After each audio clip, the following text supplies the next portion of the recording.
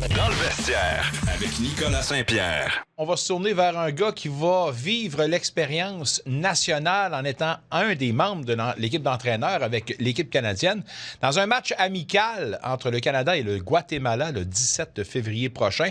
Tout ça dans l'optique où on doit se préparer, je parle de l'Atlético, vers justement cette fameuse Coupe des champions CONCACAF qui va leur faire débuter leur saison un petit peu plus tôt. Bref, pour démêler tout ça et parler de l'expérience, avec notre prochain invité, Romuald Peiser de l'Atlético d'Ottawa. Romuald, tout d'abord, bonne et heureuse année. Merci d'avoir accepté l'invitation. Merci, bonne année à toi aussi, Nico.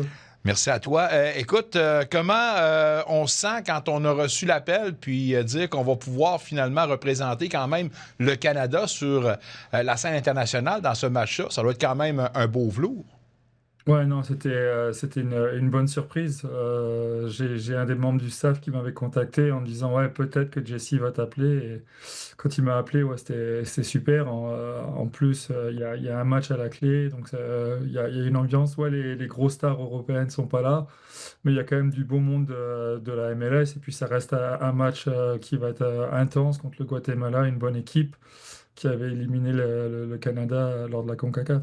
Ils ne sont pas là seuls, avec Noah Abatné également, membre de cette jeune brigade défensive. C'est quand même incroyable de voir ces jeunes-là. Et l'équipe d'entraîneurs doit être tellement satisfaite de voir des jeunes qu'on a protégés, qu'on a fait pousser et qui se retrouvent maintenant avec tant de succès si tôt dans leur carrière, là. Ouais, ben, c'est un truc que Jesse Marsh fait très bien aussi. Il regarde dans la CPL. Ils sont vraiment, pour avoir fait quelques meetings maintenant et pour avoir parlé quelques fois avec lui ou entendu des discours, ben, il suit ses paroles, c'est-à-dire qu'il veut vraiment développer les jeunes Canadiens. Il aime bien la mentalité, ils aiment bien leur arrogance, leur confiance en eux. Et donc, c'est quelque chose qu'il veut vraiment développer. Et je pense que le fait d'inviter des jeunes de la CPL qui ont eu du succès, c'est vraiment la chose qu'il faut faire. Et ça bonifie la ligue, et ça montre aussi, et ça leur permet aux jeunes de se mesurer au meilleur. Donc, c'est vraiment gagnant-gagnant. Oui, tout à fait. Puis je pense à Kozlowski qui a eu la chance avec les U16 de représenter l'Unifolie et tout ça.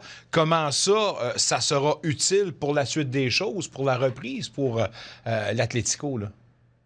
Ouais, bah, c'était bien que Sergueï, il a fait les U16, mais il a fait la Coupe du Monde du 17. Là, il Tout était à avec fait. les U20 au Costa Rica. Donc, on voit qu'il a déjà passé le prochain palier. C'est important dans leur développement parce que bon, les matchs internationaux, tout ça, c'est une pression différente. C'est rapide. Tu as une semaine pour préparer. C'est intense. Donc, c'est super pour leur développement. Ils se mesurent aux meilleurs joueurs du monde de leur catégorie. Donc non, c'est vraiment top. Même pour Noah, le fait qu'il va partager les entraînements avec des Osorio, des Chouanières, des joueurs, je cite eux, mais voilà, je sais que Joel Waterman va lui parler, Kamal Miller, enfin tout ça. Donc c'est super pour son développement. Romuald, comment ça se passe dans l'univers de l'Atlético en ce moment? Vous reprenez l'action très tôt, comparativement aux autres années. À moins de me tromper, il y avait déjà certains joueurs dans l'entourage du stade pour subir les médicaux. Avec tous les changements qu'on connaît maintenant, comment ça se passe à l'interne pour vous autres là, dans ces temps-ci, là? Bah, ouais, aujourd'hui, il y avait les examens médicaux. Après, ce que je veux rappeler, c'est quand même on a gardé la grosse ossature de l'équipe. Donc, de la défense, il y a du monde. Manu, Koke, il reste. Balou, il est toujours là. Richie, il était là en fin d'année. Les wingbacks, que ce soit Antinoro, Roaki, Nassi, tout le monde était déjà là. Donc, ouais, on a perdu du monde. C'est normal. Après, nous, voilà, on est super content pour Sam qui soit allé en Ligue 1 en Europe. David est retourné à Saint-Louis. Enfin voilà, donc il y a des choses qui sont normales, ça fait partie de la philosophie du club. On sait que, il y a des joueurs qui vont passer, qui vont rester 1 an, 2 ans, peut-être 3 ans. Et après, on sait qu'il y en a qui vont rester. Et donc, il y aura toujours du turnover. Après, mis à part la première ligue, je pense que tout le monde est des ligues formatrices. Et il faut l'accepter. Donc après, si on remplit notre rôle et que chaque année, il y a deux, trois bons joueurs bah, qui partent dans des meilleurs clubs, bah, ça veut dire qu'on remplit le rôle et que la Ligue surtout remplit son rôle. On est une ligue formatrice, on veut donner cette opportunité aux Canadiens, aux jeunes Canadiens, et bah, en espérant qu'ils partent en Europe, qu'ils partent en MLS ou Liga MX. Si je suis un fan de l'Atlético, est-ce que je dois avoir une certaine appréhension pour la prochaine saison? Tu parles quand même de la ossature des gros noms qui demeurent, mais il y en a quand même un qui est parti, Nathan Ingham, qui s'en va avec Calgary maintenant. Est-ce que l'Atlético et toi-même, vous nous réservez une petite surprise ou une grosse surprise pour remplir les crampons du gars qui a été un grand leader pendant toutes ces années, là? Ça, je laisserai JD et Manolo répondre. Euh, on a parlé avec beaucoup de monde, on a fait beaucoup de recherches. Après, il y a des choses qui doivent être faites bien. On a beaucoup discuté.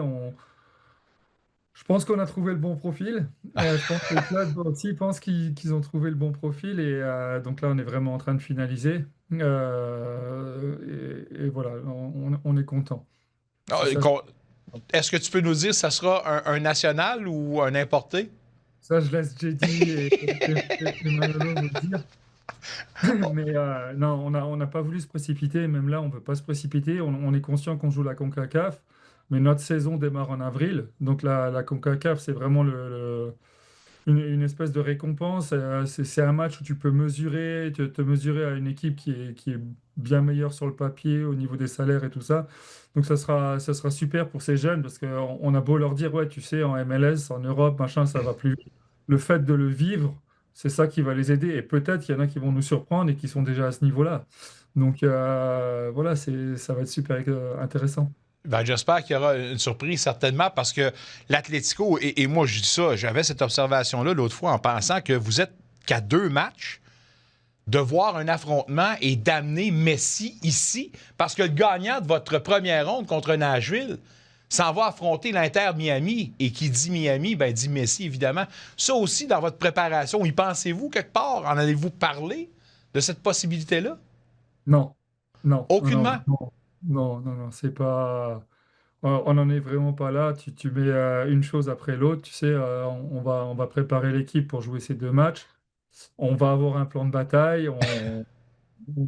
On va pas y aller la fleur au fusil. Donc non, non, on va faire ça et après on verra. Tu sais, il faut pas, c'est pas la peine de penser à qu'est-ce qui peut se passer et machin. Moi, je l'avais vécu quand on avait fait les playoffs avec Montréal. Si on passait Atlanta, c'était Messi qui venait aussi. Donc et tout le monde pensait qu'à Messi, personne n'a pensé à gagner. Puis au résultat, on a perdu au penalty. Hmm. Non, c'est une situation que j'ai déjà vécue. Hmm, Tu sais, après 20 ans dans le foot, tu vois un match après l'autre, tu penses pas trop, tu te prépares en tant que coach, tu sais ce qui va arriver, mais tu perds pas de temps à penser à Messi parce qu'il y a tellement de choses à penser avant avec le camp d'entraînement, les joueurs, les entraînements et tout ça. Donc non, je perds pas de temps avec ça.